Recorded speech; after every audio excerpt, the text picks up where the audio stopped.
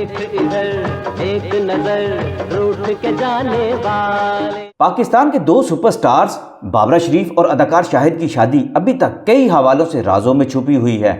अगरचे ये बात सबको मालूम है, दोनों ने शादी की थी, मगर कोई ये नहीं बता पाया कि उनकी शादी कब हुई, कैसे हुई, तलाक हो गई, ये तो सबको पता है। लेकिन बाबरा शरीफ दुल्हन बनी तो कैसी लग रही थी, शादी कहाँ हुई और वो हालात क्या थे, और फिर इन दोनों ने अपना हनीमून कहाँ मनाया था, ये सारी बातें एक मुस्तकिल राज ही लगती हैं, क्योंकि दोनों इस पर बात नहीं करते। लेकिन वो लोग जिनके सामने उनकी मोहब्बत परवान चढ़ी और फिर जिनको इल्म था कि उनकी शादी हो गई है और फिर जब वो हनीमून के लिए दुनिया की नज़रों से गायब हो गए थे, वो भी वक्त गुजरने के साथ साथ राज खोलते चले गए। और आज ये राज हम आपको बता रहे हैं कि बाबरा शरीफ और शाहिद की शादी कब, कहाँ, कैसे और फिर हनीमून कहाँ मनाया गया, किसके घर में मनाया गया, और फिर 10 दिन तक बाबरा शरीफ और शाहिद कमरे में बंद होकर क्यों रह गए थे, घर से निकलते तो दुनिया से क्यों छुपे फिरते थे। मेरे मेंटोर अली सुफियान अफाकी तो खैर बाबरा शरीफ और शाहिद के बारे बहुत कुछ बताया करते थे, लेकिन एक दिन मैंने मशहूर कॉमेडी एक्टर खालिद सलीम मोटा साहब से पूछा, आपने जान मोहम्मद जमन की फिल्म देखा जाए में काम किया था, क्या ये बात सच है कि उस फिल्म की शूटिंग के दौरान शाहिद और बाबरा शरीफ अचानक गायब हो गए थे और फिर खबर मिली उन्होंने शादी कर दी है। खालिद सलीम मोटा साहब ने इकरार किया कि हमने भी यही सुना था, बड़ी मुख्तसर शादी थी, सादा सा निकाह हुआ था और फिर दोनों बैरून मुल्क चले गए थे, बाबरा शरीफ को खास दुल्हन नहीं बनी थी। देखा जाएगा फिल्म तो 1976 में रिलीज हुई थी, उन दिनों यानी गालबन 1975 ही का साल था जब इस फिल्म की शूटिंग हो रही थी, और इस फिल्म की शूटिंग को छोड़कर ही शाहिद और बाबरा शरीफ ने शादी कर ली थी और उसके सेट से गायब हो गए थे। इस फिल्म में शाहिद और बाबरा शरीफ मेन रोल अदा कर रहे थे। मैं तुमसे शादी हाँ करना चाहता हूँ। इन दिनों इस फिल्म की शूटिंग कराची में हो रही थी। बाबरा शरीफ फिल्म देखा जाए कि शूटिंग में हिस्सा लेने के लिए कराची गई, तो शाहिद भी उनके पीछे शूटिंग में हिस्सा लेने के लिए कराची पहुंच गए, मगर वो दोनों शूटिंग से ज्यादा शादी में दिलचस्पी ले रहे थे।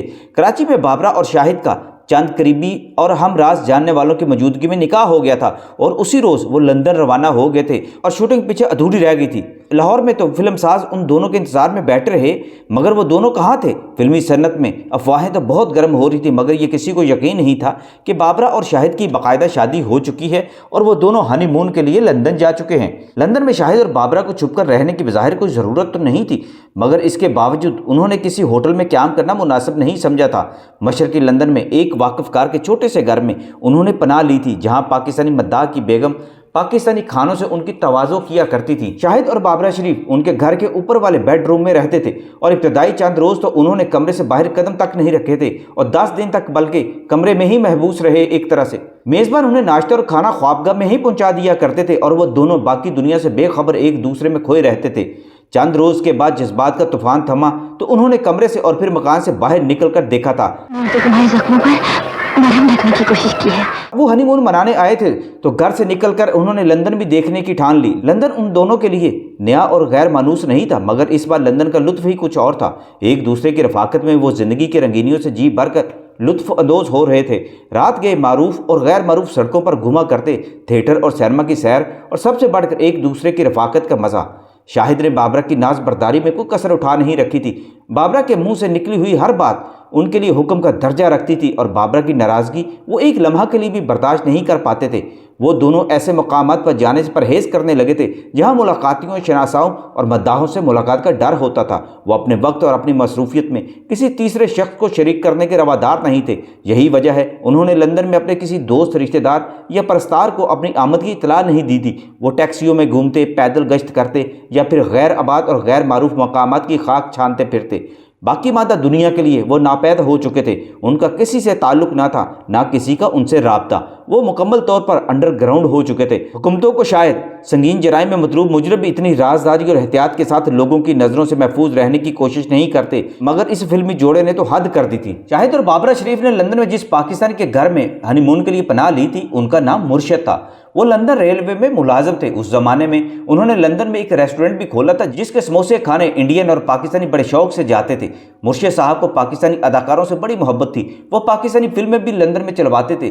वेस्ट लंदन में उनका आम सा घर था, बच्चे उनके थे नहीं, इसलिए बेगम के साथ मिलकर दोस्तों की दावतें करते रहते या फिर कोई एक्टर लंदन आता तो उसकी मेहमान नवाजी में लग जाते। माजी की मशहूर अदाकारा रुखसाना उर्फ चीकू शादी के बाद लंदन में उनके घर के पास ही रहती थी और उनके समोसे खाने उनके घर जाया करती थी। शाहिद मुर्शिद साहब को पहले से जानते थे। शादी के बाद उनकी पनाहगाह मुर्शिद के घर के अलावा कहीं और मुनासिब नहीं थी, क्योंकि उन्हें यहाँ कोई डिस्टर्ब नहीं कर सकता था। और फिर ऐसा ही हुआ। मुर्शिद बाद में बताया करते थे, शाहिद के अलावा भी और कई पाकिस्तानी हीरो अपनी बेगमात के साथ उनके घर में क्याम किया करते थे और नए जोड़े उनके घर में आकर हनीमून मनाया करते थे। शाहिद और बाबरा शरीफ तो लंदन में खुशियां मना रहे थे, मगर इधर पाकिस्तान में लाहौर और कराची में ये आलम था कि फिल्मसाज, दोस्त, अहबाब और रिश्तेदार गोया उनके नज़दीक दुनिया में मौजूद ही नहीं थे। उन्होंने अपनी दुनिया ही अलग बना ली थी। उनका ज़्यादा वक्त तन्हाई में एक दूसरे की सोहबत में गुजरता था। इधर पाकिस्तान में फिल्मसाजों की परेशानी बढ़ती जा रही थी। अफवाहें उन्होंने बहुत सुनी थी, मगर हकीकत से वो यकसर नावाकिफ थे। कई फिल्मों के सेट लगे हुए थे, कई फिल्मों के सेट टूट गए। फिल्मसाजों की मनसूबाबंदी धरी की धरी रह गई। उनका ये हनीमून दूसरों को बहुत महंगा पड़ा था।